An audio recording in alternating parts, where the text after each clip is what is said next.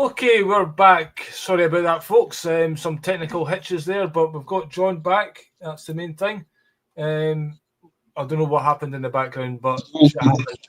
I'll never know. We were just talking about the fact that you were in UFO. You'd recorded some keyboard parts, and then they appeared on Top of the Pops. Yes, yeah, and and it was a strange thing because it's not about the band. This is about the management, really. My girlfriend called up the manager and just said, "Hey, John and me saw the single, and that was John's playing on the single. It sounded really good, blah blah blah." And anyway, the manager, being a manager, a veteran rock and roll manager, said, "Oh, no, that wasn't John." Right.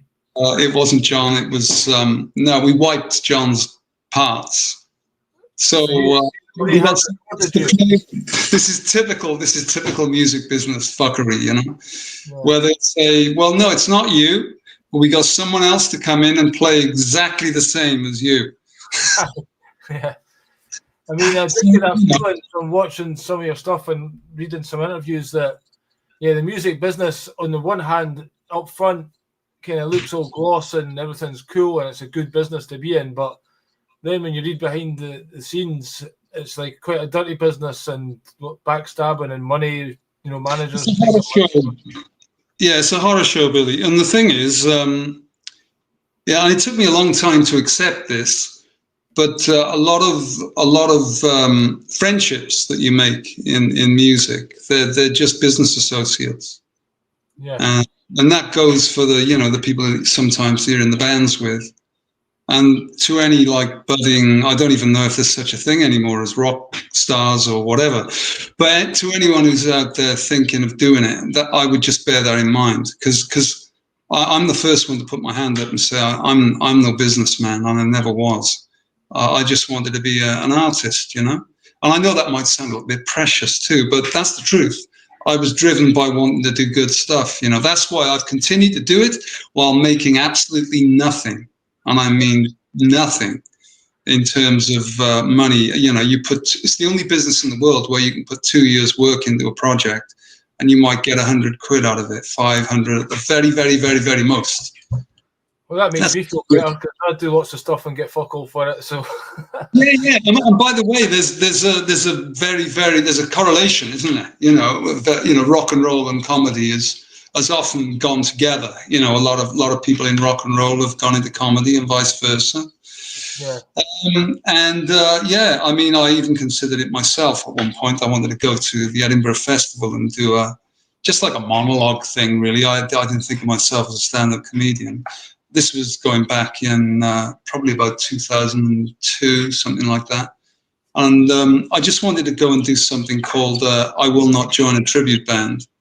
And because I couldn't get any gigs. And to this day, really, it's hard to get gigs because of tribute bands, and good luck to you. If you can get any work whatsoever, I say good luck to you. But way back when I started out in the early 70s, you just did gigs. You didn't go out and say, "Hey, I'm Fred Zeppelin," or I'm Jack Sabbath or something like that.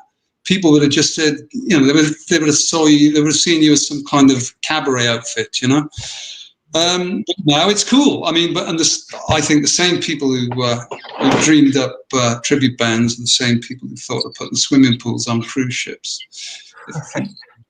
And so anyway, I thought of doing this whole kind of monologue thing about the old musician who gets called up by his agent and says, "I'm sorry, but the time has come." "What? You don't mean?" "Yes, I'm afraid." Not, yes, not retirement, but you've got to join a fucking tribute band, And I was going to, but then I found out, and I'm sure you, in your field, you know all about the Edinburgh Festival and what it's really like, Because I was totally naive. I was looking at the Edinburgh Festival as a comedy fan reading about Bill Hicks going and setting the place alight back in the 90s. And I just thought, this must be a fantastic place, you know. It's all about the arts and stuff. And then I called up whoever it was, I can't remember, but they must have thought that they were speaking to some guy that had lived in the mountains all his life and knew nothing about anything, because I just called up saying, I'd love to come and play at your festival. And they said, oh, right, yeah, well, you just need, you know, or whatever it was, $3,000, and you got to hire the venue and blah, blah, blah, blah. Well, as you can imagine, I come off the phone with my tail between my legs. And so I thought, okay, forget it. So that's one project I never did, you know. But I can't remember how we got onto that. But it was just hard. It's just hard getting gigs, isn't it? You know, now. Yeah, did you actually have a monologue written for it? Did you go to that length? I did the whole thing. No, I mean, that's where I'm. That's why I know I'm not a businessman, because most people will pitch an idea. They'll then get someone to go, hey, that's a really good idea. Then they'll go back and they'll write maybe a page of script. Then they'll go and show it to someone before they do anything else to possibly get some money from it and then complete it, you know. But I didn't. I just went to where I had the idea and I can't help myself. Once I get a good idea, that's it. I just can't not do it, you know. And that's why I've always really admired stand-up guys, because they just get the idea probably in the morning sometimes, and they put it on the stage in the evening. You know, that's a really good angle.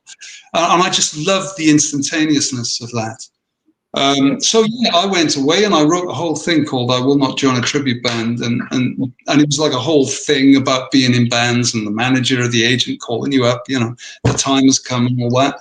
And I was going to have covers printed up of, I don't know whether you've ever come across a memoir by Ian Hunter from What the Hoople. It's a famous thing from the 70s called Diary of a Rock and Roll Star.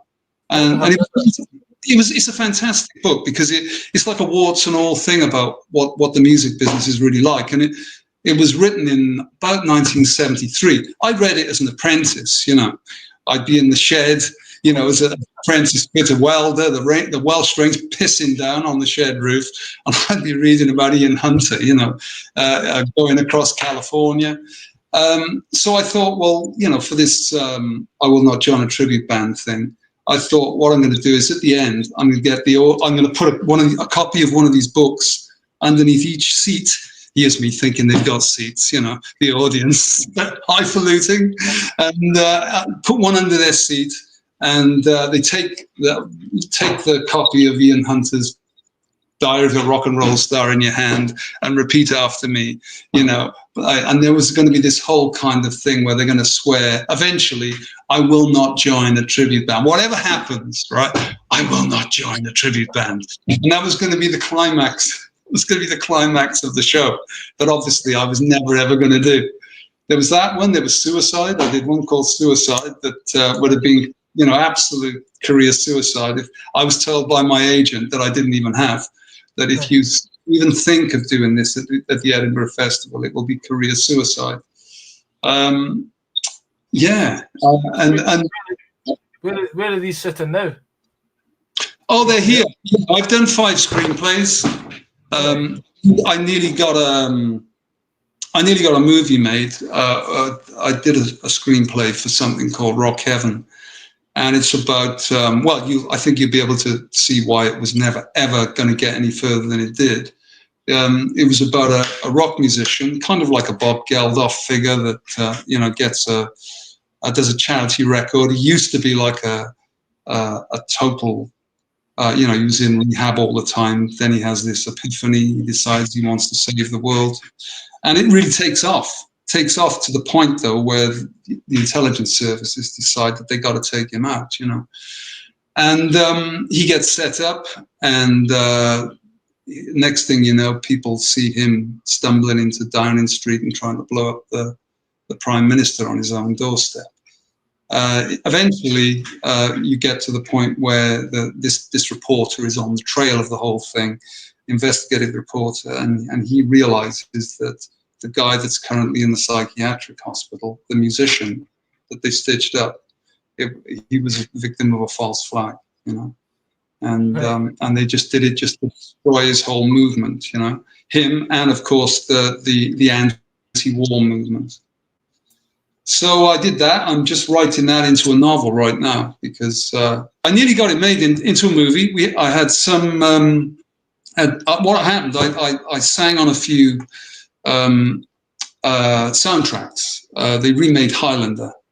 Highlander: The Source, I think it was called, and so I got roped in to sing on that, and then from that I ended up getting quite friendly with the music producer who was on a lot of Hollywood stuff.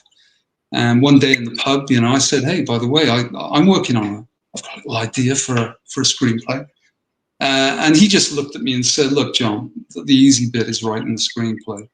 Now, I didn't, again, back to that thing of you get the idea and you can't help yourself, And so even if he would have said to me, "You will die of cancer if you write this screenplay," I would have still done it because the idea was so strong, to me anyway. And that's really all that matters in the end, as I'm sure you know. So I just went away and wrote it, and I sent it to him, and he really liked it. A year had gone by at that point when he finally read the screenplay.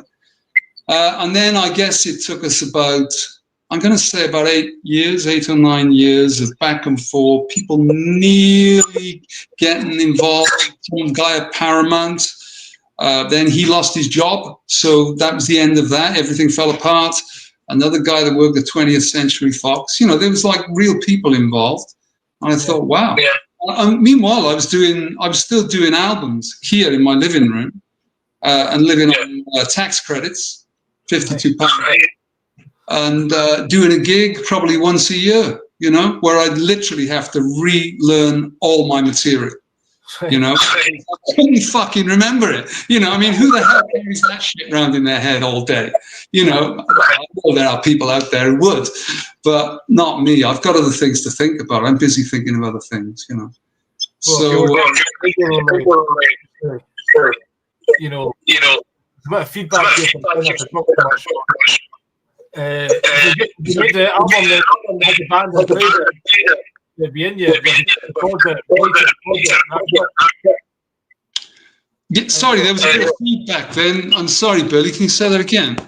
Yeah, I'm just saying there is a bit of feedback. Not so good. But if you were in a band and you wrote the album, recorded that, exactly. Hard to remember. Exactly, and that's really the issue, Billy, with the whole scene now. And I'm sure there are thousands of musicians in this country alone that will agree with what you've just said, because that's the thing. I never thought of, I can't remember what the hell lyrics for which song or anything. I might have introduced the wrong song in the set sometimes. That's a different thing. But I never ever thought, God, I can't remember the words to so and so, because you were gigging all the time. And that's the thing, I'm down the bottom of the pile. I did a lot of things a long time ago, but I'm not in the position where, I've got an album. I've actually recorded an album. Okay, now I'll alert the media, and they'll want to interview me, and don't even start me about getting musicians involved, because musicians are the worst to deal with. I know everyone says it's the business people, it's the musicians, because they're all in 5 or 6 bands now. So this is where I revert to my earlier thing about being the singer and being separate from the band. And they're all in several bands. And I tried to put a band together probably about a year or so ago, and it's just ridiculous. It's like herding cats, And so I've been doing solo acoustic things when I've been gigging, and people say, it'd be much better if you had a band. I said, yeah, it would, wouldn't it? What am I supposed to do about it?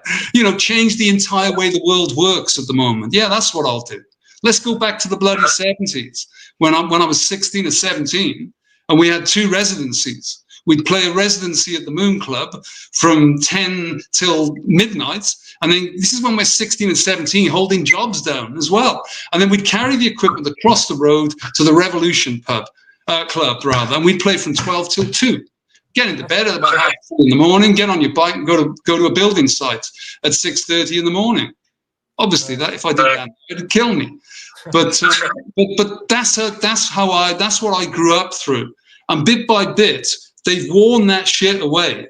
Oh, yeah. You know, they knew what they were doing. You know, but you know, they really did. And they always talk back in the 80s when I was kind of still in the music business as it was. And I used to say to people, all the guys in the record business, they talk about John Lennon, you know, John Lennon, people like that, guys who really stood up to be counted, whatever you think about the Beatles and all that stuff, you know, but on the surface now, you know, but really they just want to sign Kylie Minogue. Yeah. If you said, hey, here's the new John Lennon, they go, fuck that. You know, you know, it's so that's how it's always going to be. And that's what you're up against. It's a complete and utter lie. It's a total lie, you know, and it's kind of like the music business is the microcosm of the macrocosm that is the actual world. It's all, you know, everyone's full of it, you know, the higher up you go. It's like you have a fighter. By the way, do you have headphones? Do I have headphones? Yes.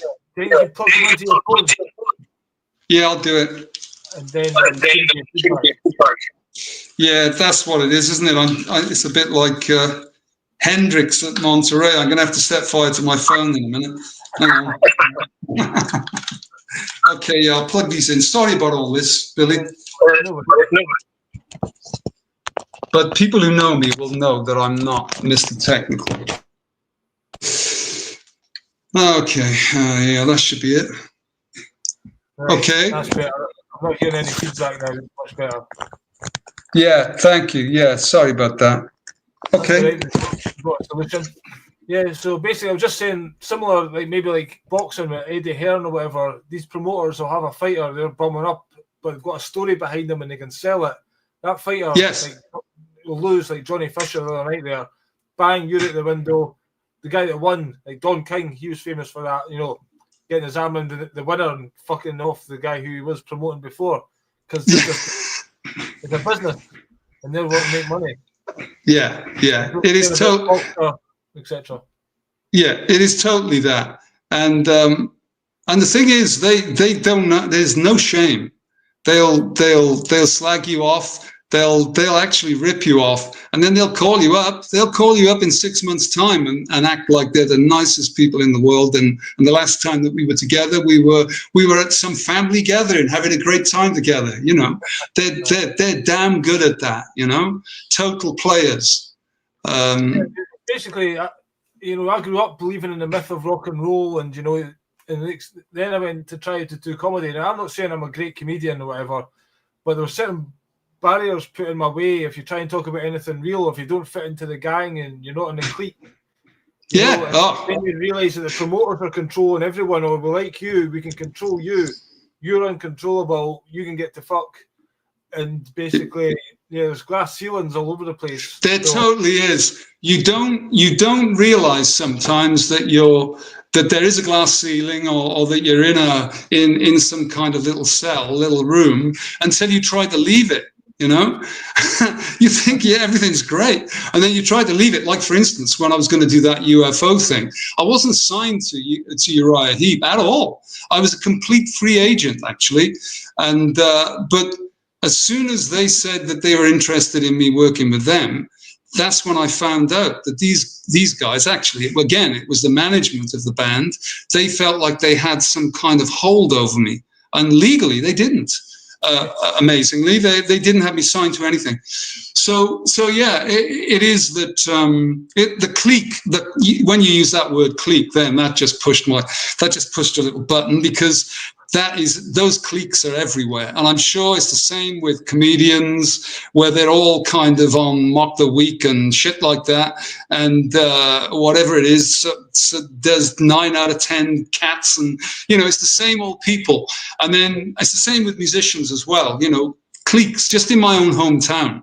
And I've never been good in a clique. As soon as I know I'm in a club, I'm trying to get out of it, you know, because I don't like being flannelled. I don't like being flannelled. I hate it, you know, and I don't know why. And maybe it's because I come from a big family, and I was used to having the piss taken out of me by my younger brothers, you know, as in a good way. That, you know, I don't know, but I don't like being flannelled, and yeah, cliques, yeah. I can't stand it, you know. I don't know how much you know about me, but I'm actually completely ostracised from. I thought it was, well, at times it's been British comedy because of other things that happened when I was in Turkey, when I tried to get comedians out there after Jason Manford's brother and this other comedian totally destroyed this gig that they had, and I was just trying to get other comedians. Jason Manford came onto my Facebook and threatened to expose me for 7 million followers for being a scab. And I was like, I'm not even in your industry. I'm completely ostracized at this point anyway. I'm just trying to get some folk out here. You know, so, wow. You know, I didn't know him from Adam, but he's fucking threatening me because I was exposing the story of what really happened out there compared to the version that they brought home and tried to do a show about. And then Scottish comedy, I've had various people barring me. Like, I just applied to do the Edinburgh Festival back when you done it. I would have done the same. I paid $3,000 for a room or whatever, just to learn for 3 weeks because I wasn't getting gigs. So what to practice? Yeah. And now they've got this free festival, and I applied to do that, and I got this message back: we don't have any rooms for you to suit you right now. So word spread because I tried to do jokes talking about immigration or whatever. And, you know, they can't handle it at all. No. I actually had comedians stand at the side of the stage, tell me to get off stage. Before I got to the punchline of this joke, I said, joke. I never actually said the real word, but I said, no, I went to this gig and I used the N word. And this comedian went, right, that's time up. But the joke was, I was going to say the N word, and the N word was Nicola. I was doing it about Nicola Sturgeon. You know? Yeah. So it was a setup. Yeah, but sure. Absolutely. Yeah. Yeah. No, absolutely right. Yeah, I get it. And, yeah, it's a bit like when you think you're talking about the people at the top, you know, the people who run everything, the real, you know, the people whoever they are, you know, the Anunnaki, the black nobility, the Illuminati, all that stuff. But you know, you got to get around that, you know, when you're talking to them, and we all know what they are really. They're weasels to begin with, but you know, I don't want to use the C word, you know. So I tend to call them I tend to call them super cunts, you know, and that gets around it, and that's what they are. They're almost like they're like superheroes. They're so beyond our level of what a See You Next Tuesday is, you know, that it just doesn't bear thinking about what they're prepared to do, you know. Oh, aye. And what's coming? Yeah, well, exactly. You're obviously quite awake because you contacted me after watching me chat with Mike Williams. And yes. You mentioned basically you don't like the way comedies went these days either because you watched comedy on TV and it's nothing like in Scotland they've got this Glasgow Comedy Festival and they have a Billy Connolly, the Spirit of Billy Connolly Award. Yeah.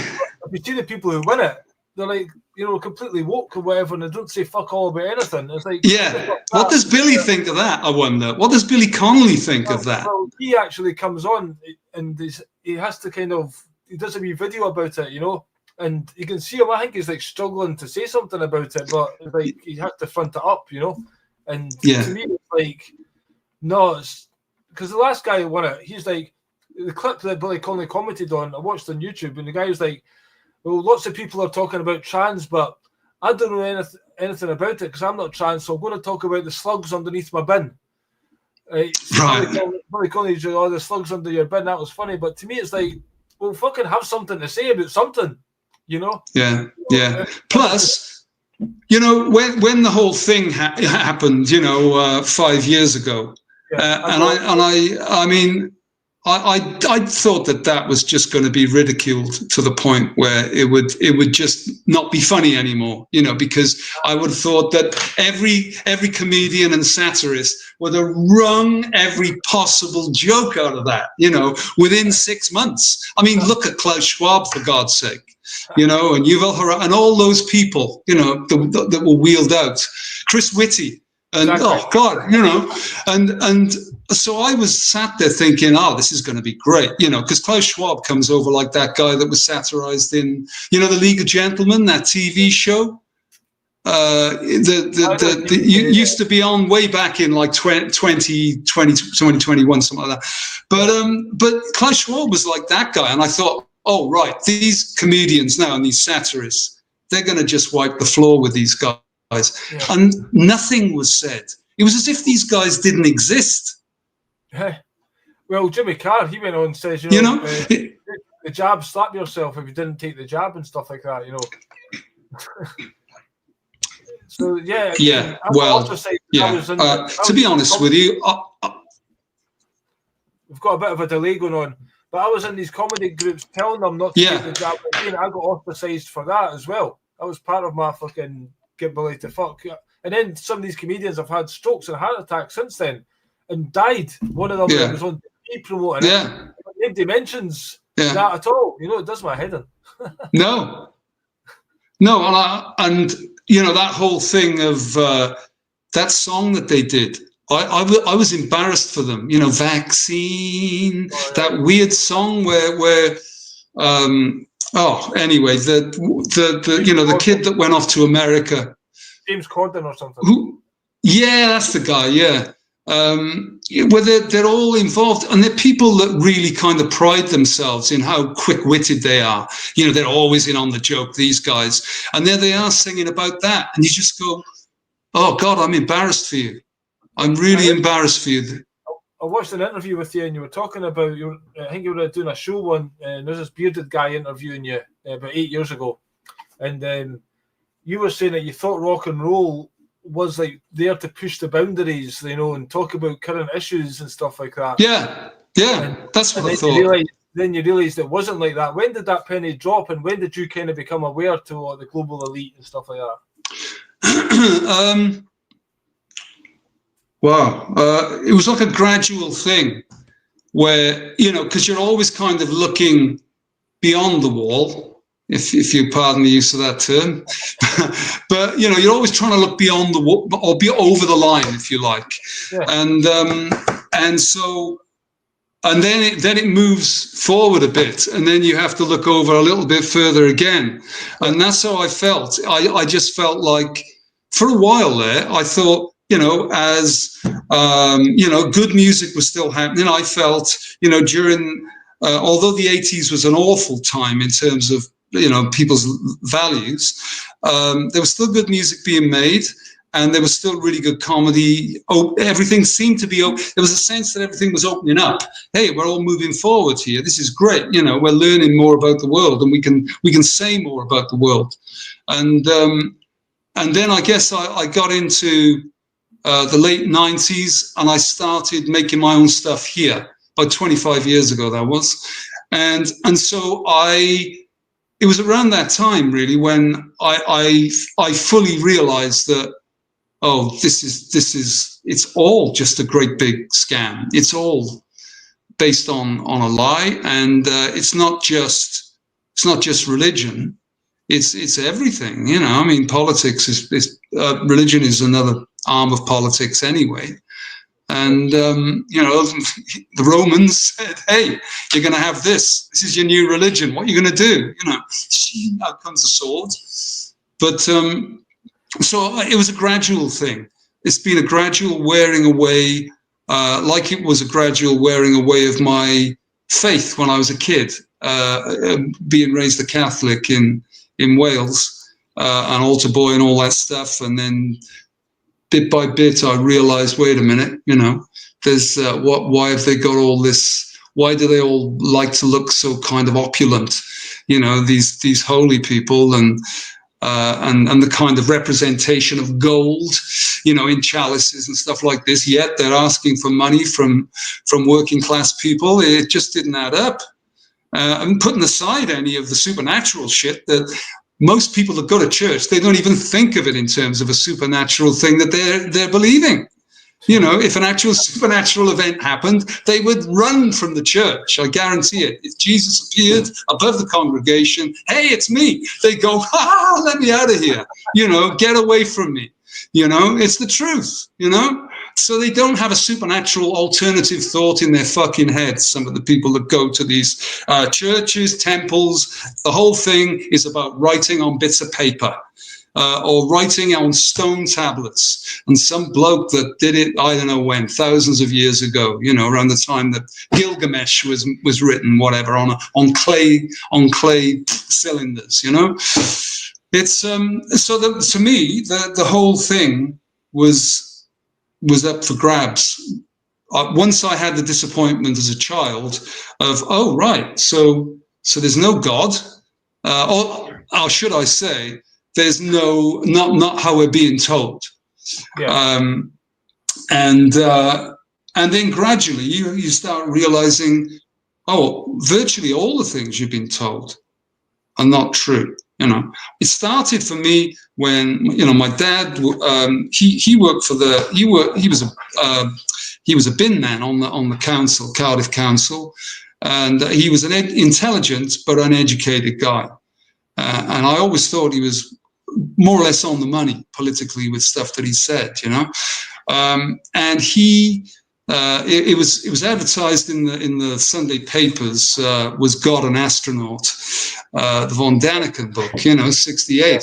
So my dad was reading that in 68, and he left it on the mantelpiece one day, and I was 12, and I picked it up, and I started reading away, and there was no one to talk to about it. I didn't want my dad to think I was reading his book, but because it was pretty out there for a 12-year-old kid.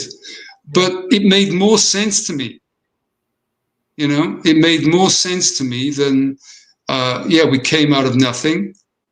On the one hand, there's the creation thing, that we came out of nothing, but at the same time, the scientists say that that's not possible. There was a big bang out of nothing. You go, hold on a minute. I think you guys are saying similar shit. What are you doing? So anyway, all I do now is write about this stuff. That's all I do is write about. I write the odd love song.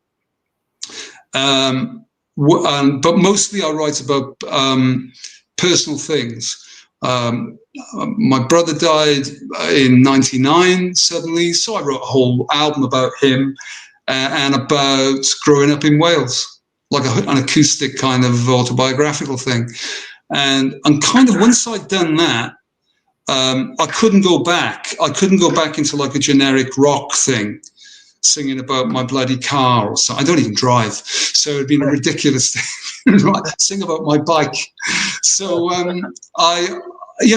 then, it kind of opened up a door for me artistically, whereby I was here, I'm just doing my own stuff. I'd been cancelled at the end of the 80s. Right. So before, cancelled was a thing. Absolutely, no doubt about that. Management within the industry because of your it was totally it was because I hadn't made anyone any money. Right. They don't care really what you say. If you were making the manager, millions of pounds or dollars or whatever, they wouldn't care really what you were saying. You could say the most outrageous stuff in the world. But it was the fact that I hadn't made anyone any money. I was signed to EMI at the beginning of the 80s. Having done, it was a big thing. I was the biggest sign-in since Duran Duran. It's just that no one ever heard of me. And so I'd done Lone Star, Gary Moore, Uriah Heep, and all that. And then, I get the solo thing, and I did an album with Todd Rundgren, who was, one of the great giants of American music. and fantastic. He's a genius, you know. So I did that. Pardon? It not take about 4 years for the album to come out, and you weren't very happy. Well, what happened? The album was rejected by the label, by EMI, and no one was happy with it, really, including me. And it was hard because Todd was one of my all-time heroes, and so that hit hard, you know. So what happened? The label rejected the album. And we were kind of led to believe that another label would pick it up at some point. But that never happened. It very rarely does. You know, once you've got these masters to an album, you're walking around the industry saying, anyone? Well, no, because it's kind of damaged goods at that point, you know. What was wrong with it? Why didn't you like it? The song's not good, or just the production on them, or after you left you and he put stuff on it, or... Well, what happened? The songs were good. The songs were good, but at that time, excuse me, at that time, there were particular production values during the 80s. And for instance, drum sounds, if they didn't sound like they were being delivered by a nuclear warhead, they were rejected, you know, and people would judge a song, a track, on just how much whack that snare drum has, stuff like that. And I probably got sucked into that a bit as well. And there was something called a Fairlight, which was a synthesizer, which was the most high-end synthesizer at the time. It was a bit like owning a Ferrari. And there was probably one or two guys in London that owned one. Well, one of these guys came to the studio. We re-recorded the album in London after doing the album in Woodstock with Todd that summer. So anyway, everything fell apart, and 4 years later, then the album came out on a very small label. It was just a small label that said they were going to put it out, and I re-involved myself just to do a bit of mixing, just to update it a bit. Are you happy with that version? It's a hard one, Billy, because really back in those days, you kind of took what you were given. These days, young musicians, they'll say, but why didn't you just record an album and put it out? You can put it out on YouTube. You can record it on Friday. You can put it out on YouTube on Monday. You'll have like 1 million followers by the following weekend. The world back then, musically, was a totally different thing. And so there was an element of, just get something out so that then I can build on it. Because otherwise, you had to go around knocking doors again. And there was no emailing and stuff like this. It was all hard yards. Every contact that you made took you months and months, sometimes years, you know. And so when the thing came out, the 4 years later, there was like a rehash version. It's okay, is what I'll say. It's okay. It was good that it came out. Let's put it like that. And a lot of people like it. And I'm glad that I preferred that it would be out and that it not just be on a shelf, you know, gathering dust. Yeah. So then that was you banished after that one kind of... Well, it was, you know, and I was watching, do you know Alistair Williams, a comedian called Alistair Williams? And during COVID, I was watching some of his stuff, and he was talking about how he'd been locked out of the business. But I remember one particular thing he did, and then I was nodding away while I was watching it, because he was saying that he knew that he'd been locked out of the business. Agents just weren't putting him up for gigs, but he would then confront them, you know, and say, "Hey, you know, do you have a problem with me?" "No." "What, Alistair, you no, you're great." You know, be like this really weaselly stuff, you know. "Oh, no, I think you're amazing." "Oh, right. Well, why don't you kind of give me a gig then?" "Well, we will." You know, this kind of really weird stuff. And of course, nothing would ever happen. That's what happened with me, where I always, and to this day, I still get people who run record labels, because I've been doing it a long time. So people know of me. A lot of people know of me in the game, and it'll be, oh, John, yeah, I'm such a fan. One guy who runs a big label in Europe, a label called Frontiers. That album I mentioned earlier, where I had a drum kit in the living room, you know, chopped my couch up. I thought, well, this is a really good marketing angle. You know, this crazy guy who used to be in fronting rock bands and stuff does this album in his living room, and I called it "Don't Try This at Home." Sent it to him. He said, "Oh, I'm such a fan. Oh yeah, send it to me. It'd be great. Yeah, can't wait to hear it." Waited a week, heard nothing. Eventually, you know, because you always have to get in touch with them because you know what's coming anyway. He just said, "Oh, reluctantly, John, I'm going to have to pass." It's like, yeah, of course you are. You know, of course you are. You always do. You know, and so that's when it was from about 1989, and from that point on, I just did stuff with friends of mine. Luckily, I knew some great musicians who were friends of mine. So it gave the impression that I was still in it. You know, even to myself. I thought, hey, I'm still doing it, aren't I? No. You were nowhere near it, mate. You're not even on the pitch. You're not even in the dressing room. You know, you're not even in the stand. It's really quite sad how there's so many great artists out there, but if they're not seen or, you know, promoted, and then the gang, then they're just forgotten about almost. Yeah, and all I say is thank God for the internet, because that's what it enabled me to do. There was a time when you have to make your contacts. You get some time in a studio. Oh, the guy can give you half a day, and you're going, oh my God, what I need to come out of this with something. And there'll be hundreds of thousands of musicians with kind of half decent demos that maybe made it onto albums because that's all they could get recorded. Yeah. But the internet came along. And the first thing I did, that thing about my brother that I did in '99, that I started working. It wasn't so much the internet; it was the technology on the computer that allowed you to do it. Absolutely right. Oh, absolutely. Yeah, I beg your pardon. Yeah, of course. A combination of, you know, things like Cubase and what have you that you can record all the stuff, and but then you can get it to people, because no one in those conduits were gone. Those doors had slammed so hard in my face, I nearly got whiplash. Honest to God, it was incredible. It was like that, you know, in 1989. It was just unbelievable. So yeah, I just started here. I went down the local school. I borrowed a cello.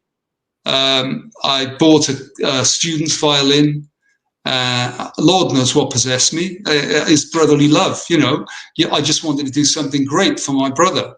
And so I learned rudimentary violin, rudimentary cello for this acoustic thing.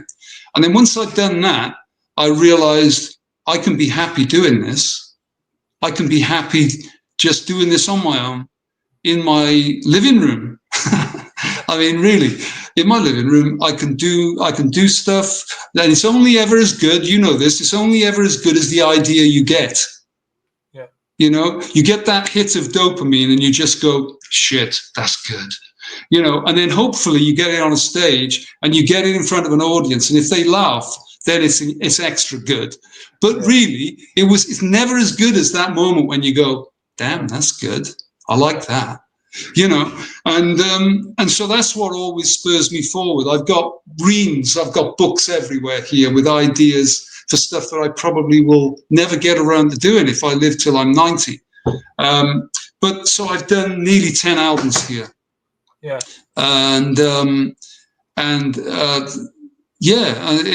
they take me a long time because I live on my own and I work on my own. And there's always something to learn. Well, I've been, you know, we set this interview up maybe a couple of weeks ago, and I've got a full-time job and whatever, so just the past few days been researching you a wee bit. So I've not had time to play other albums, but I've played Vaudeville quite a few times now. All right. I must say I'm majorly impressed. It's really, really amazing album. And thanks, Billy. Yeah. Well, that's musicianship and everything. That's really good. I believe you do that yourself, but the lyrical content, and it's like I like to talk about the album actually, just to go through the songs. Sure. It's like a journey, I think. I presume you kind of set up like that, like a concept album almost. Yeah, it was. It was, Yeah. unashamedly so. I've done a few albums, really. I like conceptualizing stuff. It just makes it more interesting for me rather than just disparate, disconnected tracks, you know? Yeah, I think I definitely like them as well. And this is definitely one of the best I've ever heard because, again, it's talking about I write lyrics and the wee intro I've done, I use AI because basically now you can push a button and turn my lyrics into a song, which I'm not going to do it for me. So it's quite good to hear it back and, the soul version or whatever, you just type in that. So, but it's the kind of lyrics, the songs that I'm hearing through my lyrics, I would like to hear in other people's, like, the rock world, as you say, should have been writing about this stuff, should be put out Absolutely. there. Yeah, so true, Billy. I mean, I was hearing Mark Devlin, whose stuff I really love. Mark was saying, I've heard him often saying that no one in the rock world has been speaking out, especially the rock world, because of all the tough guy personas and what have you, and the tattoos and what have you. But I'm sat here going, Mark, I'm here.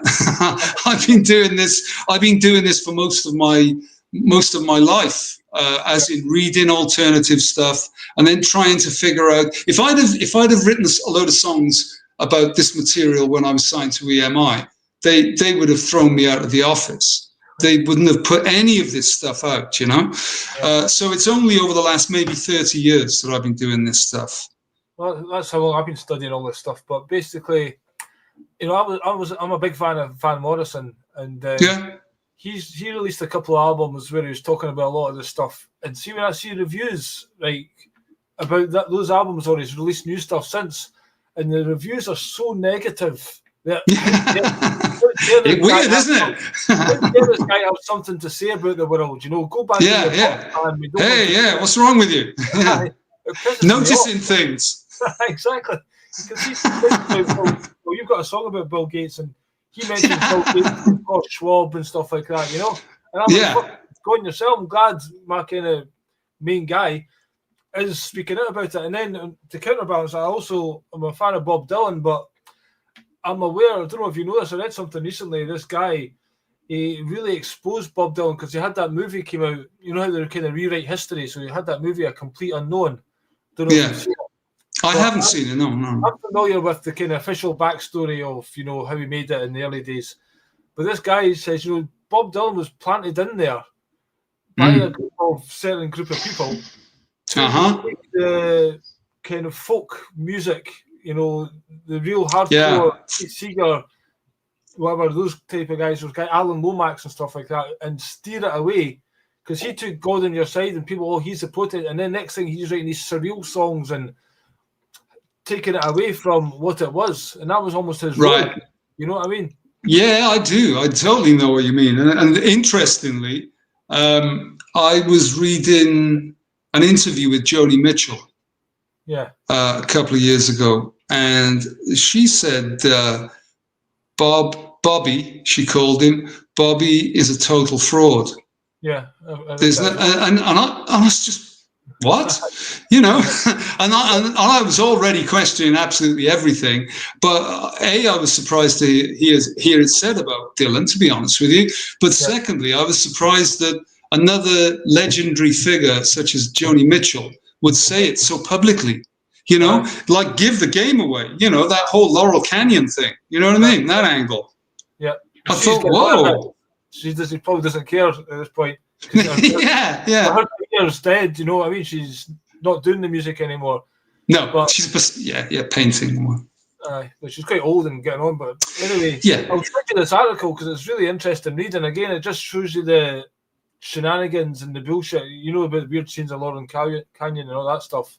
Yes, indeed. The hippie revolution. Yeah. Oh, yeah. Yeah. God. Well, I'm old enough to remember punk coming in, and that was Joe Strummer was very much almost managed to be that rebellious and were supposed to be, and wasn't he public school guy or something? I think a lot of those guys, same deal as with a lot of the so-called prog rockers and what have you, that they all come from a kind of very sort of middle class background. Hey, no problem. But it is the whole thing about the punk thing coming from the streets. I don't believe much does come from the streets, you know. I really don't. I don't think they'd allow it to come from the streets, other than a smell, you know. That's the only thing they'd allow to come from the streets. Because I remember in '77, I was in Lone Star, and one week we finished our tour, British tour, and we were opening for a Canadian band called, well, it's Frank Marino, actually, Mahogany Rush. He's this great guitar player, he's still around. So we had a fantastic, that's right, we had a fantastic review about a month before that, and then a month later, punk had fully taken hold, and the same guy wrote this scathing review saying, last night I saw the death of rock and roll, referring to us, you know. Yeah, and you know, they think they're being so damn clever, you know, iconoclasts and all this, you know, bullshit, the British music press, oh my God, you know. But I can remember being in this black cab as a 19-year-old reading this thing and going, hang on a minute, this is the guy that was supporting us about a month ago. He was in the dressing room saying, hey, you guys are great, you know. And then next thing you know, someone's whispered in his ear and said, hey, punk's the thing, you know. And of course, all the punks, you see them in their previous bands before punk hit, they all had long hair, they were doing Deep Purple covers. Yeah. They were led to believe that they came out of a bloody vacuum, you know. Exactly. It's ridiculous. I watched a James Deal documentary, and he was saying that he was doing quite well. Was he in a band before? It might have just been Deal. But basically, one day, his record manager or something, producer, there's all these bunch of CDs, and just got them and says, all them, they're in the bin, grunge. That's what we're doing now. And all these guys, all the heavy metal 80s bands just dropped in a heartbeat. No doubt. You know? No doubt about it, because I can remember, again, it helps to have a good memory sometimes. And I can remember reading a thing with Dave Grohl going way back, where he was talking about bands. There's a band called Winger from the 80s. And they were like kind of the epitome. They were good, actually, but they were the epitome of that 80s kind of sound. And Dave Grohl was kind of saying, you know, that's why you had bands like Winger, you know, talking about back then. And this interview was taking place in, say, the mid-90s, whatever, mid to late 90s. But of course, now he's revising his whole take on a lot of that music, which is quite interesting, probably because maybe he's feeling a little bit guilty that you know, careers were literally just swept off the table. Yeah. I was in that band Lone Star at the time when punk hit. I was just turned 20, and I was being called a boring old fart by 30-year-old punks. I mean, it was hilarious, you know. It was just ridiculous. Of course, it was you know, whether it was like a Tavistock thing or not, you know, I wouldn't be the slightest bit surprised. Have a look at Malcolm McLaren. Jesus Christ, you know, you know. A lot of punk. There was a good ethos of it. They were quite individual. Oh, totally. Then, you know, Sex Pistols came out. It went on Bill Grundy. Then it became homogenized. You know, the big Mohican, and it became national. And then everyone, to be a punk, you have to look like this. But that was like the opposite of what punk was. Yes, you know what I mean? Yeah, I do. I absolutely do. Yeah, where everything has to become a uniform. Yeah, exactly. You know, it's just one step away from that. You know, it is ridiculous. I can remember someone I met. He was actually related to the person a cousin of mine was living with. But anyway, and we looked alike. We were just like two long-haired teenage kids. We had the same. I visited my cousin, and there he is, this young kid. He's got his album collection. I'm looking through it, same album collection as mine. You know, we totally hit it off, same age. And then about a year later, he comes to Cardiff from London with my cousin and the person my cousin's living with. And I opened the door, and there's this young guy that him and I had been buddies, you know, the previous year. And he's got like a Mohican, and he's got, you know, the trousers with a chain between the legs, you know, like it was just, what? You know, and I couldn't believe that something could. I'm all for change, you know, but my God Almighty, it was a massive shock, you know. So it just shows you the power of mind control. Yeah, exactly. You know, these guys know what they're doing in the Tavistock Institute or wherever the hell all this stuff comes from. They know what they're doing. They're unbelievably good at it, and they're very good at it. All to the minutest detail of television. You know, it's just, you know, it's incredibly well put together. Well, yeah. During COVID, I can remember being down in visiting my mum in Cardiff, and I couldn't help but notice, because you notice everything, don't you? For a while, people think that if you're starting to open up about how the world really is, they think you're walking around with a magnifying glass all the time, like Sherlock Holmes, like you don't have a day's rest. But really, you just notice things because your eyes are open now. Finally, so I'm at my mum's house, and the TV, it's still at the height of all the stuff, you know, going on with the nonsense. And there was a whole thing about the plague in London, and I was sat there, and I started to realize, my God, they've put this on for this reason at this time, you know. And there's you know, appalling kind of illustrations of people, you know, with their tongues lolling out and all this kind of stuff, and you thought, damn, that's what they've done. And during the same time, I watched Wales play rugby, just on TV. I don't think there were any people in the stadium still at the Millennium Stadium. So there's these 7-foot rugby players, and they're all there, and they're all with their masks on, while, you know, the Welsh anthem is playing, and, you know, my mum and me are sat there with our lips trembling. Oh, this is lovely, you know. And I can't remember who they were playing in Wales, but so they've all got their masks on. They're 6 feet apart, and then the whistle goes, and they jump all over each other for 80 minutes. We're in a scrum. It just makes no sense, you know. It makes no sense that could even be possible. You know, the people wouldn't twig. You know, it's like mockery, isn't it? They're taking the piss. It's like, are these people that stupid? They can't see this. You know what I mean? It's like going into a restaurant and telling you, yeah, well, it is. You have to sit down, put your mask on, take your mask off, and you sit down and put it on to go to the toilet and stuff like that. You know. Yeah, what if I hop? What difference does that make? Yeah, I do remember, you know, going for a beer with some people, and at one point they said, "Oh, don't worry," because I wasn't keen on going in a pub. I hadn't been in a pub since before COVID at this point, and this was 2022. And I said, "Are you sure?" Because I didn't want to get into all the nonsense of you know, putting the mask on and da-da-da. And he said, but they were serious. These are intelligent guys. And they said, "No, it's okay. If you sit at the table, you only have to wear the and these, you know, when you invest some kind of belief in people being bright, and yeah, don't worry. It's only if you get up to go to the toilet."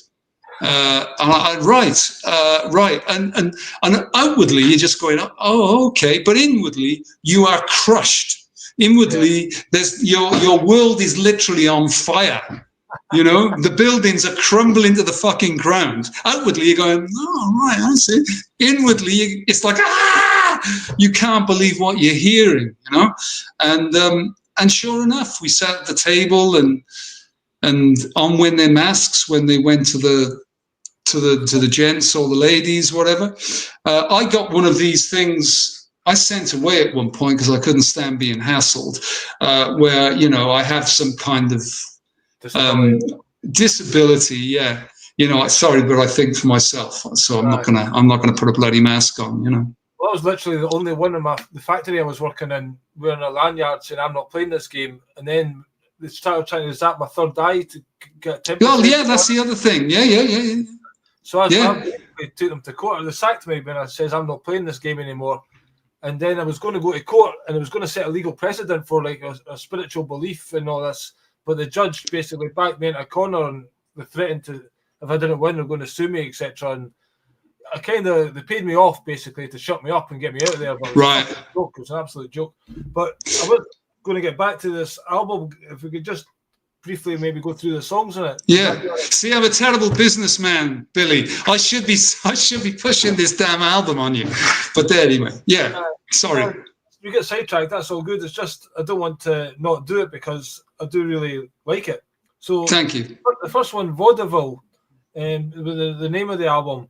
To me, that's like Vaudeville's the world that we're living in, and it's like almost an invite to join us. It's almost like before you're born, almost you get invited into this mad, crazy world. Do you want to come on the fairground ride? That's my quick question. What would you say it's about? Well, it was the first thing I wrote was that title track, and really Vaudeville. I think I say on it that something like it's a place, but or on the sleeve, it's a place, but it could be also just a state of mind, But on the surface, it's like one of these kind of David.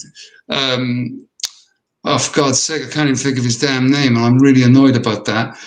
Twin Peaks, David Lynch, kind of place, where it's all a bit kind of heightened reality, and it's got the local people that are up to no good.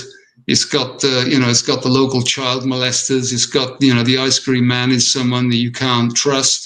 It's got people burgling your house, but they're being protected by the very people that should be protecting the people who are being burgled. It's all stuff like that. And a lot of it is based on stuff that happened to me. I was burgled one time. Well, not me. They didn't burgle me. They burgled my apartment, my flat. But they took quite a bit, and I knew how they did it, and I knew absolutely how they did it. But the police didn't want to do anything about it. And unfortunately, the people involved kind of got off with it. They just had about 2-3 weeks inside, I think it was. But so it is. It's just about the whole world that I see. It's a fun, the fun park. You go to the fun park, they give you your candy floss, and I guess that thing of that Bill Hicks so brilliantly said about it being just a ride. Plus, I did sing vaudeville songs when I was a kid. That's how I got into the whole music thing, because my nan got me into doing music, and she taught me lots of like Bing Crosby songs when I was about 5, and give me hits of Sonata Jim Wine, and which was the thing that elderly people had at the time, and so I got a taste for Sonata Jim Wine when I was about 5 or 6, and but yeah, so she taught me lots of vaudeville songs, and one was this vaudeville song, and I didn't even realize there was a bluegrass song called "Are You From Dixie?" I thought it was an Al Jolson song, but it turned out Al Jolson didn't do it. It was this old kind of bluegrass thing. So I used to sing it as a kid, and I'd always be hauled out before the adults when I was a kid. And between the ages of 7 and 10, I guess I did a lot of that, singing vaudeville songs. Did concerts, as part of a singing and dancing troupe. Learned the tap dance and all that stuff, and obviously it gets referred to, vaudeville gets referred to quite often. Alice Cooper, for instance, famously said about when he befriended Groucho Marx, and Groucho Marx he invited Groucho Marx to see the live show, and afterwards he said, well, what did you think? And Alice Cooper's having his head cut off and what have you, and Groucho apparently just said, it's vaudeville. Right. And I just think that's a fantastic leveler, that you've got this amazing genius figure from 50 years before, really, certainly 40 years before, just said, yes, it's vaudeville. I wasn't fazed by that at all. It's just louder vaudeville. Yeah. But I've not read an Alice Cooper show, but I believe they are quite theatrical. Yeah. And towards the end of that song, you've got some kind of special effects on the voice as well. Yeah, well, that's me. That's me when I'm 7. Because when it goes, the mists of time are clearing now. It's 1964, and I'm tapping out.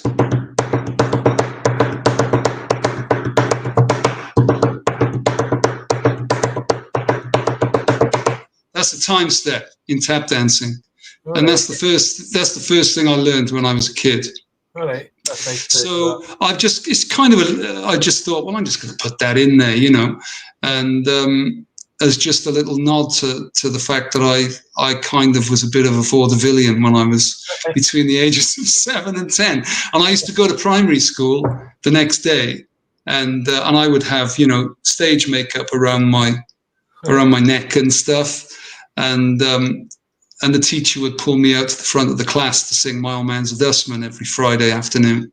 Right. My old man was a dustman. I was just singing his theme tune, and I wondered why the other kids didn't have one, But Lonnie Donegan. Yes, yeah, exactly. Yeah, my old man's a dustman. And it would just be unaccompanied, and skiffle. Yeah.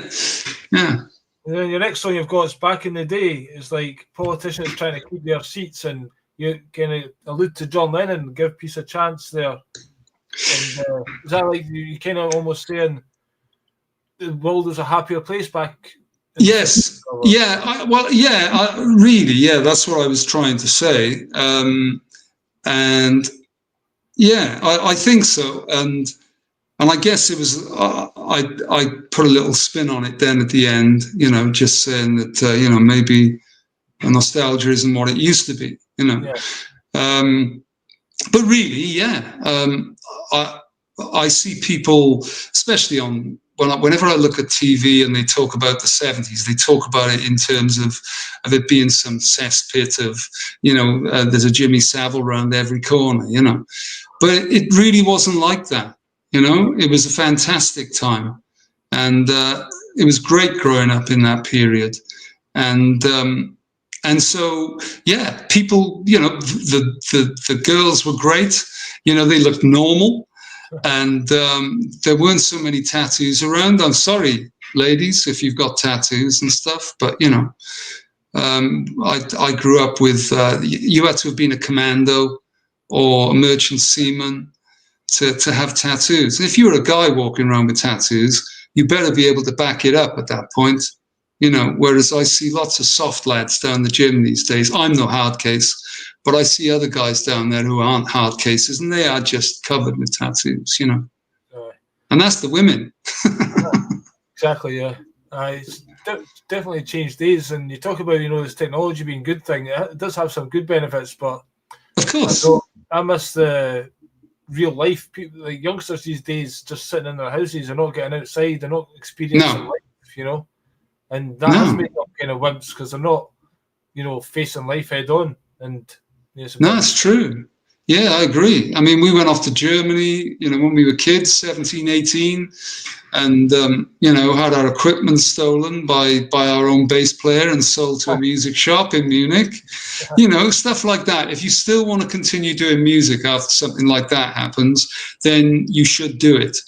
But most of the people doing music now that have made albums in their bedrooms and they've got 30 million likes and, they think they're superstars, I don't believe that they'd survive anything like that. I really don't, because they've already lived the dream, literally in their bedroom, just putting an album out, and they've already got themselves an agent and a record deal off it, so they've had an easier ride, Whereas back then, I think it was harder, and you earned it, Had to earn your stripes. Yeah. The next one is the Ice Cream Man. You alluded to that earlier. That's like Don't Trust the Ice Cream Man, but he's got an important role to play in the town or something like that. Yeah, well, I mean, really, I guess I'm always, I guess I'm always trying to put a dark slant on things because that's my view of the world.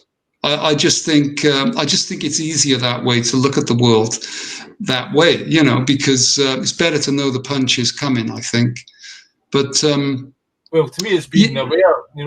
People like say ignorance is bliss. If you go back to it, then because there are kind of some people you talk to, and it's like, how do you not know about basic things? It's like everyone should know this these days, but a lot of people still think Keir Starmer's they're trying to help them or whatever. Yeah, I know.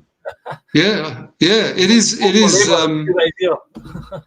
It's horrific, really, that anyone would believe. I mean, if you look at those people, all those guys in any government, or the World Economic Forum and all those kind of guys, is recently there was Eurovision on TV, and they're like those overly confident people presenting Eurovision, and you've never seen confidence like it in your life. And it's hubris, and then there's something over the top of that, and all the people, all the performers, they're just the greatest things that have ever walked the earth, on those shows. And you just think, wow, and that's what I see when I look at all those guys. Keir Starmer, I think he looks a bit terrified to me, but generally, like all these political types and the World Economic Forum types and, all that lot, they all look like there's something crap about them, like Eurovision type, And I don't mean Europeans before people say, you don't like Europeans. I love Europeans. I just mean that kind of person that just seems like it's almost like they know something you don't. And they're trying to keep it that way too. Yeah, and they probably just had the line of coke. They probably just had the line of coke as well to make them confident. Well, yeah, well, that's another thing. Oh my God, like as if they never have. That's the other thing that gets me. Having sort of been around those kind of people, there's no way that ain't going on backstage at those things. Exactly. a little nudge. Do you fancy a quick? I better not. That New Zealand woman that looked like a horse. Yeah, I know exactly who you mean. Yeah, exactly. Yeah, that's right. Yeah, it's incredible, really. They should all be given record deals immediately. I'd love to hear the album they could all come up with. It'd probably be well out there. Probably. Right. I mean, what do you call the so-called Prime Minister or President of Ukraine, look at him. When we're giving a standing ovation in the House of Commons to the guy who played piano with his cock, that's when we're in trouble. Exactly. And I'm looking round and I'm going, surely somebody here that I can, with that thing you do in life where, is there anyone I can connect with at this point? And there's nobody. They're all going, oh yeah, it's terrible what's happening in Ukraine. You're like, help me, And so you end up working on another album that's going to take you 2 bloody years. I'll never go out. Hi. Unfortunately, no one gets to hear it, but at least you've got that. Trust me, like I said before, Billy. I'm happy with that. It's never as good for me as the moment when you get the idea. You go to the next song on the album, Black Wednesday. Everyone on drugs. Well, yeah. Basically, that came out of when I was burgled, and they absolutely did. It was a setup. I went to a dentist. That's what happened, and the dental nurse definitely was involved with these guys, and it was all to do with drugs. And they took my stuff. They sold my stuff to a place called Cash Converters, which is a bit, that you often get stolen stuff being sold through there. And I live in a shared house, and one of the people here downstairs runs a psychic circle. What I can't remember what they call them now, and so whatever you believe about all that stuff, she said to me, you'll get your guitar back, John. And I said, oh, right, okay. And I said, well, this is going to be a real test for your psychic abilities then, and I was being really kind of facetious. And the thing is, I'm not like that at all, really, about all that stuff. It's just that I was so pissed off about what had happened at the time that I didn't believe anything anymore, Right. Then one day I was in the local library, and she called up and she said, I found your guitar. Okay. And she said, come up to the bus, and she was stood outside Cash Converters. And sure enough, there was my guitar hanging there. She found it. So yeah, she found it. It was my guitar. Right. So, and that's how we discovered who the burglars were, because the guy at Cash Converters said, "Hey, I've got actual CCTV of the guy who did the burglary doing the deal." And sure enough, there he was. But yeah, so that's what it's about. And I just kind of worked that into the whole thing by way of saying, well, look, you don't get helped at all by the justice system. You really don't, What I discovered, as I said to you there, they were on the side of the company when I was. Yeah. They were protecting the people who were involved in the burglary. And the girl there was a girl involved. She was kind of like the mastermind, and she eventually got arrested. She was in crack house on the morning she should have been in court, and they had to go and grab her out of the crack house. And at the time, she had a guitar on her back from another burglary that she'd been involved in, and all these cards, credit cards and stuff she'd stolen from an old lady she'd befriended. Right. So the thing about the police, like, I've mentioned this in a few other interviews, but in the 70s in Britain, there was lots of small towns that didn't want the police in them, so they looked after themselves. So the police put heroin into the town, so that folk then become addicts, and then they start stealing from each other. Then you call the police, and then that's how they get their way in. Yeah, I get it. Yeah, like in the valleys, like in Wales, in the valleys. It was a fantastic place back in the 70s. While the coal mining thing and everything was happening, and there were fantastic gigs too in the Welsh valleys. People don't know this, that so many Welsh musicians cut their teeth in those clubs, around the Welsh valleys, and everyone was happy. And of course, then they stopped, they closed the mines, and they started importing coal from South Africa and what have you during the Thatcher period. And that was it. Next thing you know, people are getting into heroin in the valleys, and there's nothing there now. There's nothing there, and it should be a beautiful place to live. Potentially. These parasites, if we get rid of them, the world would be a fucking far better place. You know what I mean? Oh yeah. They should be gently nudged over a ravine, I think. And at the bottom of the ravine, the lions and wolves waiting. That would do. I'd watch that. Well, again, look at the complicity and everyone they've took out with these jabs. You know what I mean? And it's still ongoing. Like, I've got a family member right now who still thinks the NHS is great, but they're effectively killing them off. Yeah. Well, yeah. I have ulcerative colitis because I believe that it was the flu jab.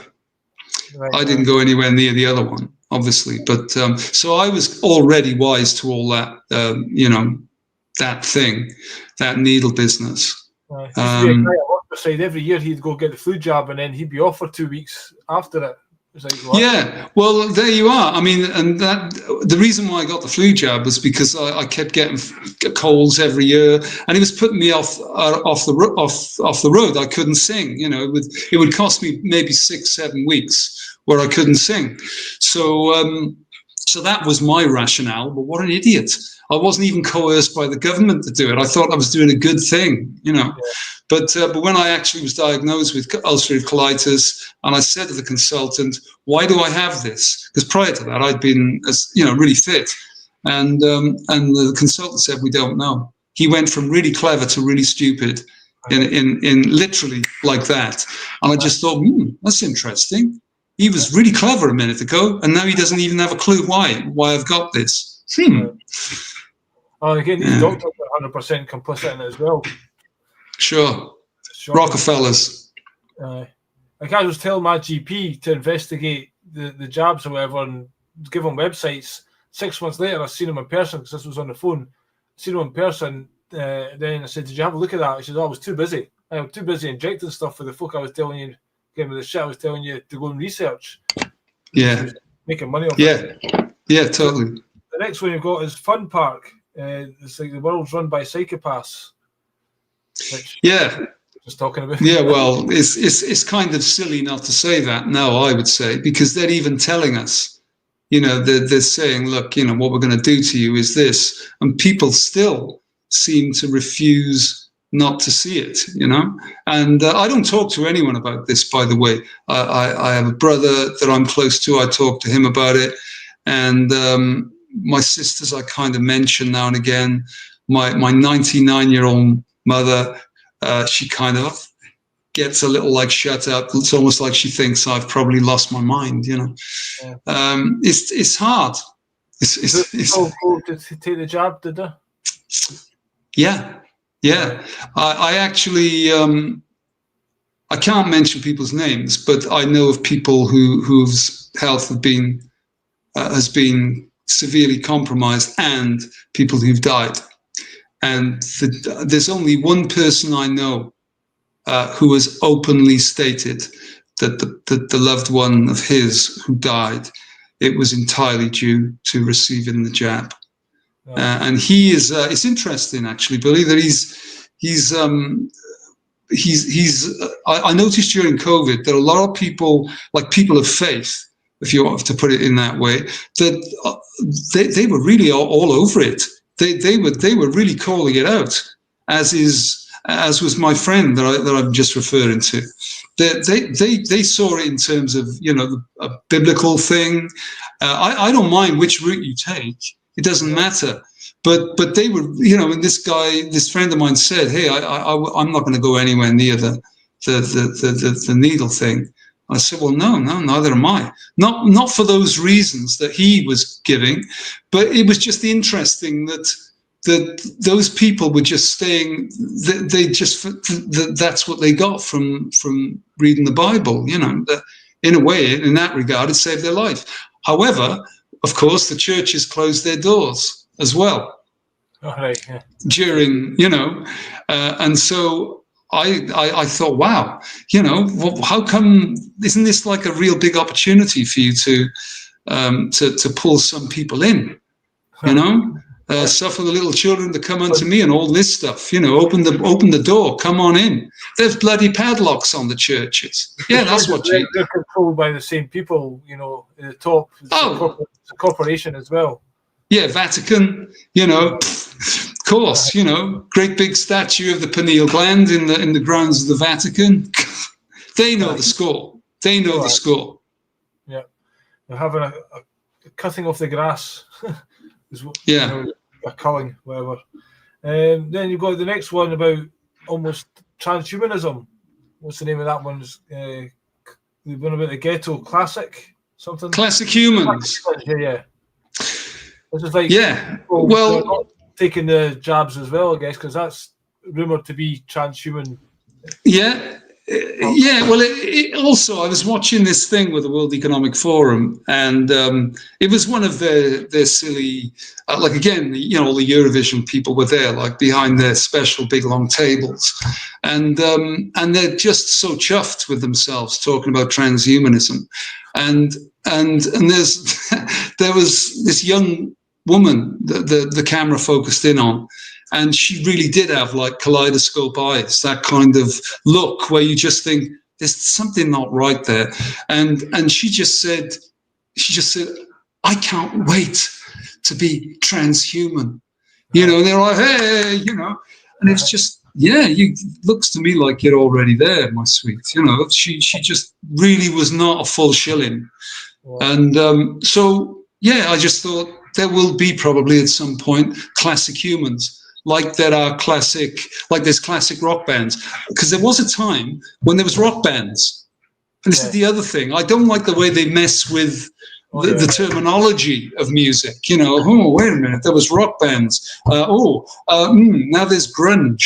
Wait a minute, then we can't call them rock bands. We'll call them classic rock bands. Or they call them legacy bands. That's another bullshit term they've come up with, you know.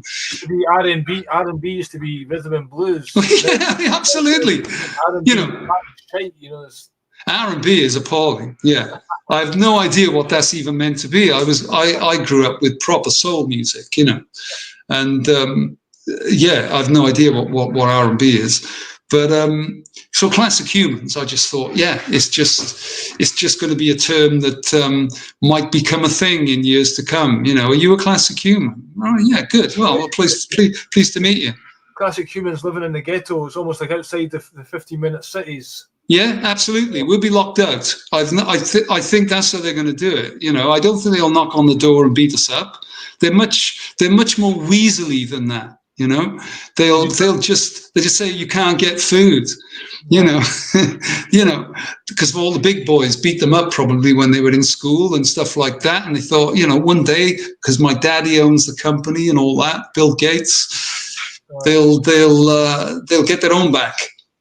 We've got the next track's Leper Colony. That's almost the same thing. It's the same thing, really. Yeah, I just felt I was beginning to feel like I was a leper, being made to feel like a leper, because I hadn't taken the jab.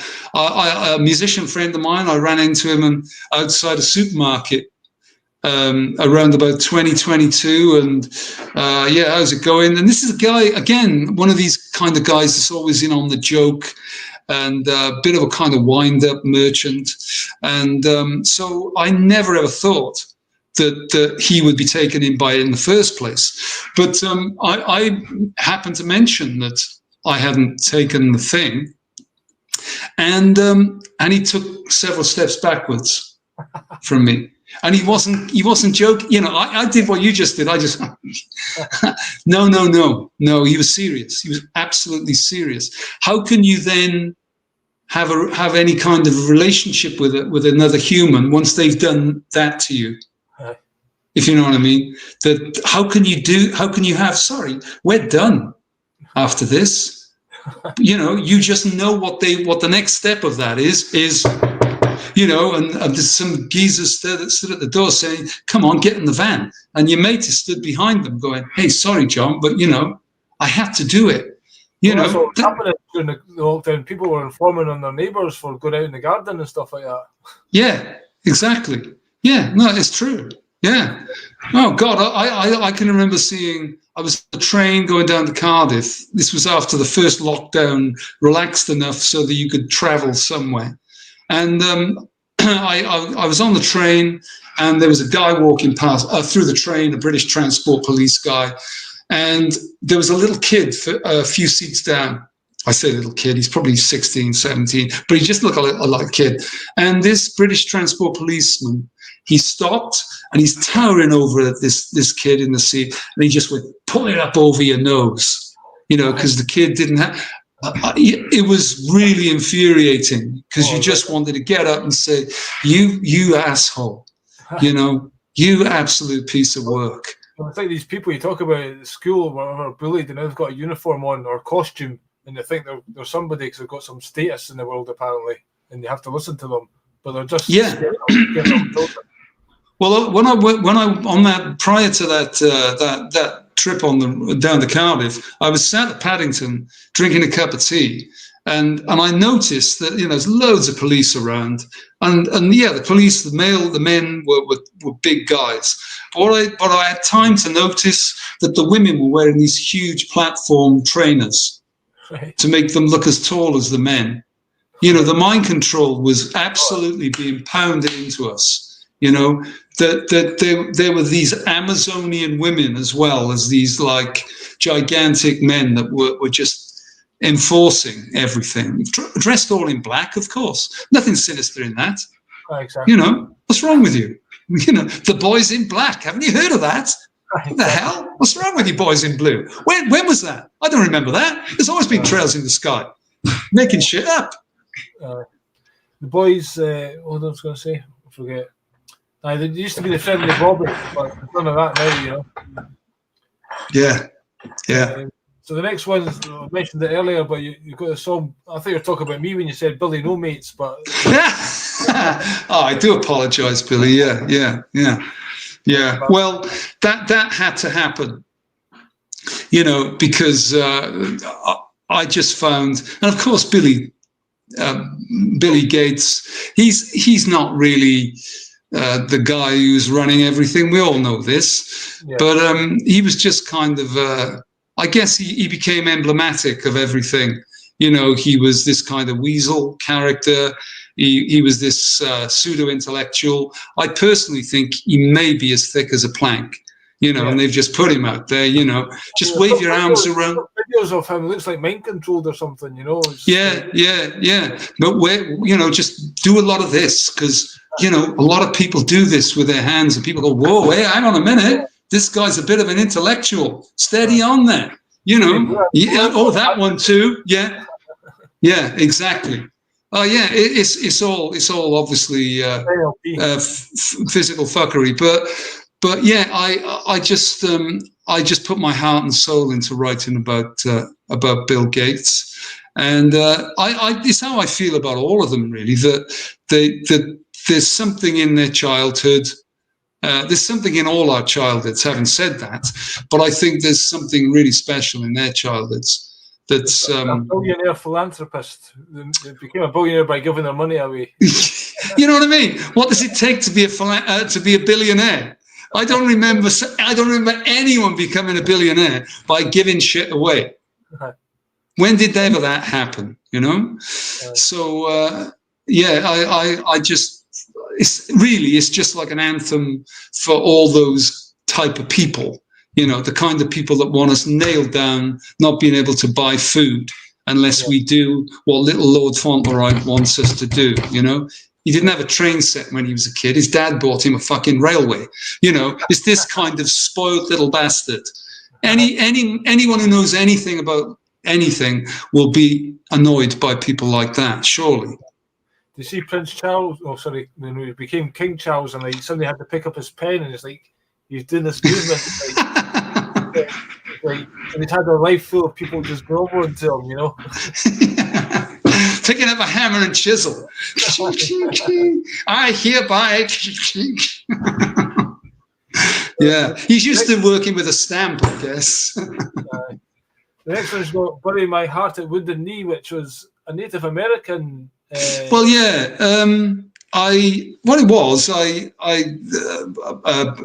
My girlfriend from years back, her father was a very switched on Irishman, and I remember the first time I went to a parent's house, I remember looking up on the bookshelf. That's always a good sign of the company you keep it, and it had "Bury My Heart at Wounded Knee" up there, and I just I checked it out, and really, when it came to doing the vaudeville album, and I just saw really they've done this stuff before. I saw it as like the depopulation thing, I wanted to write about that, what had happened in America anyway, because as well, on the landmass that they now call America. And I'm sure it's the same people that are doing it to us now, by the way. They're blaming all sorts of other people, but I'm sure it's the same people behind that. And so that was it. I just wanted to make the point that they've done this stuff before. They've genocided an entire people. I'll move them. Hey, the blankets, because that's like the contagion myth. But that's the story. Those blankets they infected to kill somebody. Yeah, absolutely. Well, I can remember I had my first go at writing a novel back in the 90s, and I had to read this book. I read this book by David Suzuki, who I've since been told is someone who's kind of a bit of an insider, and he was pushing that whole thing about I was researching the whole something for this book I was writing, and he gave the whole thing about smallpox, blankets impregnated by smallpox given to the Indians, Native American Indians. But incidentally, that book was about. I came up with this idea. I wrote the synopsis down in 1988, and it was because I just heard a report about AIDS that obviously was happening at the time, and so I wrote out this whole synopsis about that there was going to be like a government operation, and that they would have people being jabbed with a certain injection, and the injection would be supercharged by something called a communications device that they carried on their person. And this was in 1988. Now, it's not because I'm some futurist, like old Klaus Schwab or whatever. It was just common sense. I just thought, what would you do if you were like an absolute asshole? What would be the worst thing you do? And this is before mobile phones and stuff, other than I think maybe the odd person had a huge brick to carry about. But that was called Troitan, right, as in the Trojan horse. So I've been trying to write things and get things out there about all this kind of material for a long time, Yeah. I mean, it takes anyway. To write a novel, and again, yes, I'm going to make it into a novel someday. Yeah, I'll never go out again. Yeah, I've got a lot of things to get done, but basically, I go to gigs these days. There's not many places I really want to hang out. Again, the whole COVID thing put you off humanity. It did. No, I know it's terrible. It's a terrible thing to say, because obviously humans hopefully are watching this, and hopefully more will watch after. But I have to admit, I spent a lot of my life keeping my distance from people, and then when COVID hit, I just thought, damn, all those years of trying to get therapy to help me with, depression and stuff. And why don't you want to hang out with people more? Well, maybe I started thinking, maybe it's not me after all, Or maybe it's, There's more cunts in the world than you thought. Well, yeah, hey, super cunts. But do you think there's an element of a spiritual battle going on here where people say demons or whatever from the fourth dimension, or or open yourself up with alcohol and drugs and these kind of things, and people can get possessed almost? Or I think having been around people who've done a lot of stuff and seen how they behave, and they do. The morality goes. There's no morality at all. Yeah. And once you get into all that stuff, well, like junkie stealing and what have you, and so it's an illness, all that stuff. But they're becoming thieves, Yeah. But have you ever looked at Tartaria? And some people talk about the orphans, and they could be clones, and they could be NPCs. So they're literally just programmable. So of the world outside is demonic almost, then they become a product of their environment, and they don't have a soul. I've looked into Tartaria and the fact that there's so much of buildings, the huge stuff that's below ground. I've showed this to people who are quite skeptical, and then they look and they go, oh yeah, why have they got those huge windows? And what's with those gigantic 30-foot doors? Who the hell has a 30-foot door in their house? Even if it's a palace. Really? Do you really need a 30-foot door? Who's going to open it? Where's the knob? Where's the bloody knob? Yeah, it's one of those things that, I grew up close to Edinburgh, and then when you kind of learn about that, then you walk around, it's like, how the fuck did I not see this before? Yeah, exactly right. Yeah, and the thing is that back to that thing of earlier when I was saying about people think that people who are not sort of questioning at all, they will say, oh God, John, why are you bothering with all this stuff? But it's just that you start to notice things. It's a bit like putting the glasses on in They Live. It's a bit like that. It's not like some kind of effort that you have to make. Once it's not pleasant, because you start to see the way the world really truly is. My cousin was over in a hospital over near Euston, and going back to that Bill Gates thing, he was involved with the Wellcome Trust during COVID, and Bill Gates, the Bill Gates Foundation, Bill and Melinda Gates Foundation, had put a lot of money in the Wellcome Trust. So I'm going to visit my cousin in hospital. This is like back last year before, and I'm walking past all these old buildings, on the way to the hospital. And whoa, I'm looking at the Wellcome Trust. It's like, oh, damn. Oh, all right, so there it is. Oh, well, I'll be damned. And sure, above the door has the Eye of Horus. Yeah. Oh, yeah. The symbols will be their downfall, they say. Yeah, and so you just think, well, I'll be damned, you know. And people, they think that some people who are not questioning, they will just say, oh, it's all that stuff on the internet. No, it's not. It's actually out in the world. Oh, I totally. It's everywhere. You know, it's absolutely everywhere. Which I do like the way you ended the album as well, because I've got the same kind of feeling, you know, if people could see the truth, you know, and see things, like you've got the song, was it Return to Vaudeville or Escape from Vaudeville? And the road out, yeah. Life could be so beautiful. It's a very nice end. It's almost a real uplifting, you know. Yeah, well, I just felt that because it was so dark, and I just thought, well, I did want to leave on a positive note. Plus, I'd been looking into the sacred secretion and all this stuff, and the pineal gland, and really, you know, I referred to that, you know, in the lyric, you know, the oil of gladness and all that. This is you talked about religion.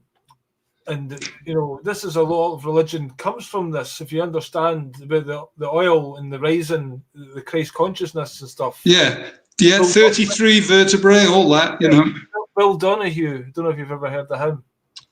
I have, yeah, but refresh my memory. Well, he was an American kind of preacher, and he talked about meditation a lot and raising the oil and the Christ, the crystal oil, and all that kind of stuff. So, yeah, you talk about ascension. Is essentially, you know, we could all become Christ-like if we done these things. But plus, it was just to say that, you know, as bad as all this external stuff is, that it begins with us. Yeah, totally. Yeah. And that's a tough one it's a tough pill to swallow, really, because you know, again, people who don't look at spiritual issues. They kind of have the odd glance and they you know, meditation and they don't realize that actually to be spiritual is quite hardcore, you know. Religion puts you off spirituality, you know what I mean? Yeah, well, that's right. Yeah, well, yeah, because it's people just wanting to you know, own the ball, you know. And again, that feeds into another whole thing, you know. The people whose ball it is, they own the game. Yeah. You know, when you were a kid and you'd play football over the park, whose ball is it's Charlie's ball, you know. Oh, God, he's got to say who's on his team, you know. He's going to lay down all the bloody rules. Oh, no, you know. So, you know, it's an interesting little analogy for the world that we live in as well, you know. Well, that's what they do. They create narratives and perceptions, and then it becomes a thing. And then we've all got to bow down to like climate change. You know, this is a thing. We've got scientists to talk about it. So therefore, we've all got to aim towards net zero now. It's like, excuse me while I laugh. It's just, and then there's not enough laughing at it, you know, for me. And the thing is, when you say, oh, this climate change is mad, it's nonsense, and people will say, well, how do you know that? Where's your graph? You know, where's your equation? You know, like with COVID, you know, because there were so many clever people on the media with their, oh, look at him, he's back, everyone, he's got a graph, you know, it's going up and we need to bring it down now. But it's just the most childlike nonsense that you've ever seen in your life. And they're doing it again now with the climate change thing. And oh no, look, because this is going up. Yeah, but you're just drawing something on a board. That's all you've done. Nothing's gone up at all. Oh, it has. Look, here's my pen. Look. No, that's just a pictorial representation of reality. That's not reality, you fool. You know. It's like when I was in the court and I was like, I wasn't allowed to speak in this pre-trial before a certain thing happened because the judge knocked all my claims back because I was a couple of days late and fucking getting this lawyer to help me get it all in place. But Mr. Watson says there's no viruses, and I'm just shaking my head like that. He says, but there's lots of viruses. And she's just prejudiced the case. And has she ever seen one? Do you know what I mean? Has she literally seen one? So this thing that we're all talking about. Oh, doctor, what's wrong with it? It's a virus. Apparently they've seen him in a microscope, but that's debatable as well. Exactly, if you look into the fraudulent. Well, there's a virus. No. Yeah, well, they have, obviously, the people who are telling us about them. Hey, we know that they exist. Of course we do. Hey, and have you got some medicine that will treat them? Yeah, we do. Oh, well, there you go. Hey, just as well, though. Hey, that's a stroke of luck. Give me a break. Give me a break. W. Bush and Tony Blair. Yeah, he's got weapons of mass destruction. Yeah, definitely, Yeah, don't worry. Don't you go looking, by the way. You'll get hurt, and we don't want that to happen. Well, not yet, obviously. We're all about taking care of you, or Oh, and that's the other thing, Billy, that there's always a third party that they blame. It's always, hey, weapons of mass destruction. There's this virus. Oh, well, look at what's happening in the sky. Oh, God, it's never, hey, we want to do this to you. Exactly. Sorry, we're going to be right up front with you. We're going to be like Genghis Khan or whatever, all those guys way back in the day that just said, you've got some really good stuff. We're having it. We got a bigger army. What are you going to do about it? They can't say that. They got to be weasels and say, oh, it's that thing over there. That's what we got to do this thing to you. The online harm bill that basically means about a year from now, we might not be able to talk because they're protecting the internet from children, all of a sudden. Oh, the kiddies. Do you mean the kiddies they're fiddling with? Yeah. Oh, yeah, fuck. Am I sick of this? Am I sick of this fucking place? Haven't you seen enough? I have. Dear God, it's as tedious as the day is long, Oh my God. I'm certainly thankful that you can see it, and also that you put your time and effort into making great art out of it. And thank you, thanks, Billy. Yeah, that's great. Thank you. So, how can people get a hold of this vaudeville album and your other stuff? Well, they can just contact me. I'm on Facebook, so they can message me. They can. What's it? PM me, I think people say, to sound cool these days. I don't know what it means. Prime Minister me, I don't know. But anyway, they can message. They can message me on Messenger, or they can email me as well, and that's johnsloman@yahoo.co.uk, and I'll send them a copy. I'll send them a signed copy. And in red ink. Right. That's the life man, yeah? Yeah, absolutely. Yeah. I'm signing it in blood. So that's it, yeah. And I'm doing other things. I've written 2 books. I've got 2 books out there. One is like a rock and roll memoir thing, but really it's containing lots of this stuff we've been talking about as well. And I wrote a novel which came out, I think, last year. That was more of like a futuristic. Again, it's a satire on the clowns that want to nail us down. And have a store or a website or anything people can go and see all your products? No, but I'm in the process of setting that up. But no, it's just purely I have some stuff as downloads that are up on various, like Spotify and CD Baby, all the things digital things that guys like me have to use. And the 2 books are up on Amazon. Right. And the one book is like about 11 quid. I think I get about 2 quid a book. So I've made about 30 quid out of that so far. So, it's looking good. And the novel about the same.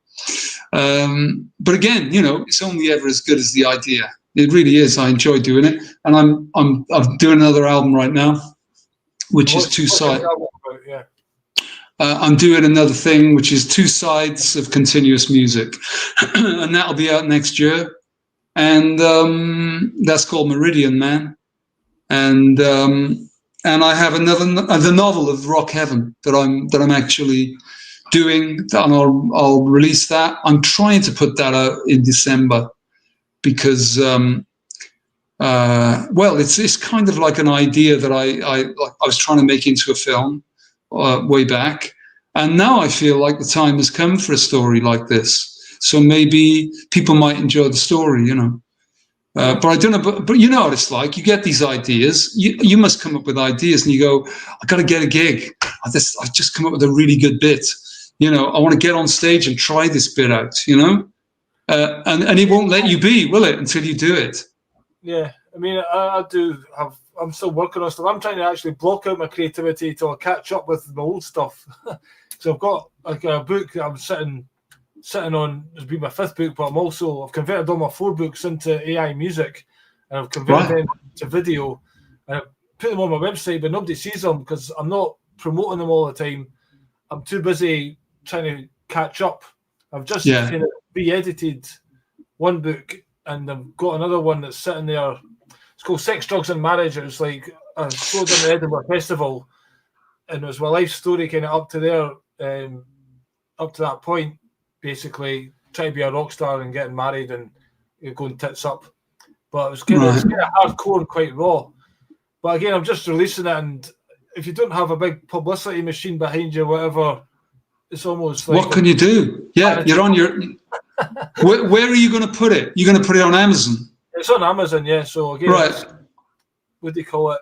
At least it's there. I'm not a huge fan of Amazon, etc. But no.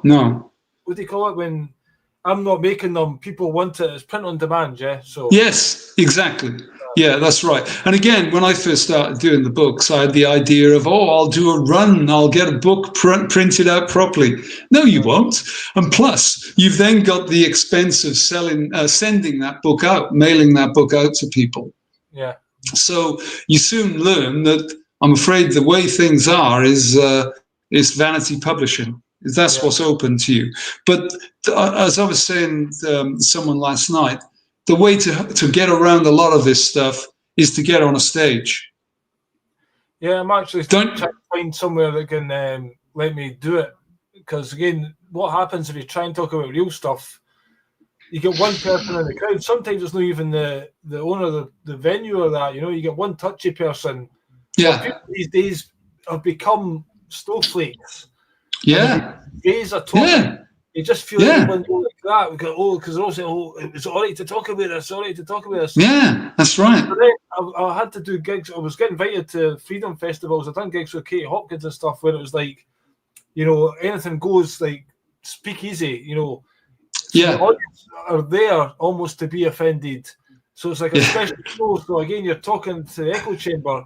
So the people that really need to hear it, they're the public, and I try to do some of the stuff for the public, but they can't handle it.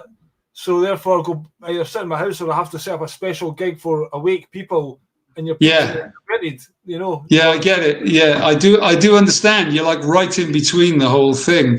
I was even thinking of doing like a gig on online, you know, just like do a free gig just for the hell of just doing something, you know. If you want, I can help you set that up. Right. Okay. Great. Fact, there's something you should look at. It's called lounges.tv. Okay. I'll send you the link. It's made all right. Thank you. People like you. Okay. Yeah. I mean, during COVID, I was doing lots of stuff, and you know, I would sit here and do, I don't know, Carole King cover or something, or I'd do one of my own tunes. And on the wall there, I had like a piece of A4 with "They're lying to us" written, you know, and I had my phone on the you know, mic stand here, so you know, everyone could see that thing. I was just constantly trying a bit of guerrilla warfare, you know. I can remember the first time I went back home to get to Cardiff for a visit after the first lockdown, and I was walking down a path. It's called the Taff Trail along the Taff River, and suddenly I come upon this message written in chalk on the path, and it just said, check out Dr. Carrie Madej on BitChute or whatever it was, you know, blah blah blah blah blah, you know. And it was this video, and people were using any tactics they could, you know, just to get a message out there. That really gave me a lift when I saw that, because I just thought, I tell you what, the people trying to do this to us, they're going to have a job, you know, for all their digital stuff. there's some tough people out there, you know, men and women. It just reminded me, you can't even watch BitChute now because that's been, you know, Exactly. We're living in Nazi Germany. And I was doing a show called Shooting the Shit, was got like 100 viewers a night because they were encouraging us to stay in the house.